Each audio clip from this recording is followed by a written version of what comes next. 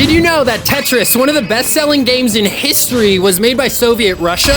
It's the 1980s and Russia was struggling through the Cold War, but inside a Soviet computer lab, a programmer called Alexei Pajitnov was putting the finishing touches on his game called Tetris, which was inspired by the puzzle board game Kantonimos. But there was one problem. Since Alexei made it in a Soviet lab, he technically didn't own it. The Russian government did. So instead of selling it, Alexei gave a copy to a friend, which made it spread like wildfire across the country, breaking through the Iron Curtain and reaching the West. And when businessman Robert Stein discovered it, he immediately contacted Alexei and the Russian government about licensing the game for computers. But before the contracts were fully finalized, Stein licensed Tetris to multiple developers without even owning the rights yet. He even assumed that game consoles counted as computers, so suddenly multiple companies across the world were selling illegal console versions of Tetris all underneath Russia's nose. Until Nintendo entered the picture, with their game designer Hank Rogers noticing that nobody owned the handheld rights to Tetris, so he flew over to Moscow to get them. And when Russia realized companies were selling console versions of Tetris without their permission, they were pissed. So they called up Stein and tricked him into signing a new contract that clearly stated he only had the rights to Tetris on computers with keyboards. And because of Hank Rogers' transparency, Russia granted Nintendo the handheld rights and console rights to Tetris. So Nintendo packaged a copy of Tetris with every Game Boy, leading it to become the second best-selling handheld ever made. Subscribe for more Red Porch.